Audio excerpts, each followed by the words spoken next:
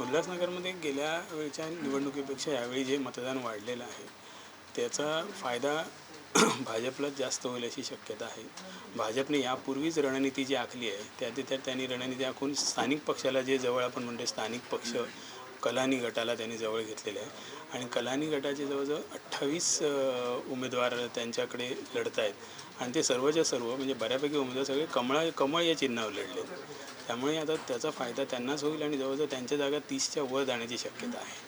उल्हासनगरचं एकूण चित्र पाहिलं तर 78 जागांपैकी 40 हा मॅजिक फिगर आहे आणि त्या 30च्या वर जो जाईल त्यालाच सत्ता स्थापनेची शक्यता जास्त आहे. त्यामुळे तो फायदा होईल. शिवसेनेने RPIशी युती केलेली असली तरी शिवसेनेला फारसं तिथे जोर नाही आहे आणि त्यामुळे त्यांच्या जागा जवळजवळ 22 ते 25पर्यंत राहतील आणि जो साई पक्ष आहे त्याला 8 ते 9 जागा मिळतील अशी एक शक्यता वर्तवली जाते आणि साई पक्ष त्यामुळे पुन्हा एकदा कुणाला पाठिंबा देतो यावर बऱ्यापैकी सत्ता स्थापनेची गणितं असतील अवलंबून.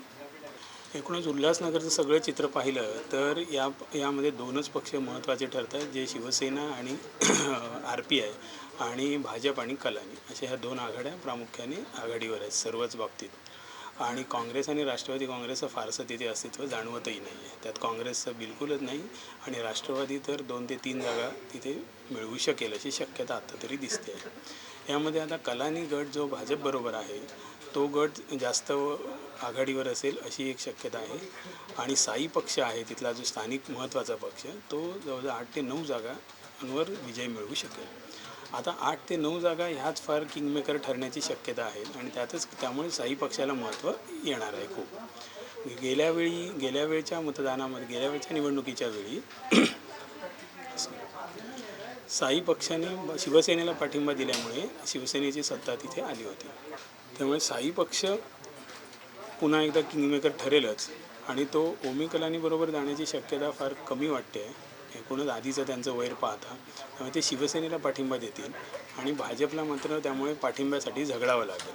आता यात नंतर तिसरा मुद्दा उरेल तो अपक्षांचा. जे अपक्ष आहेत ते मात्र भाजप सर्वच्या सर्व गळाला लावण्याची शक्यता व्यक्त केली जाते. त्यामुळे पुन्हा एकदा भाजप आणि कलानी या आघाडीचं पारडं जास्त जड आहे कारण त्यांच्याच जागा जवळजवळ शक्यता जे अंदाज आत्तापर्यंत जे वर्तवले जात आहेत ते सर्वच्या सर्व भाजप आणि कलानी आघाडीच्या बाजूने आहेत आणि ते 30च्या वर गेले तर सत्ता स्थापनेचा त्यांचा मार्ग सुकर असेल असं दिसतं.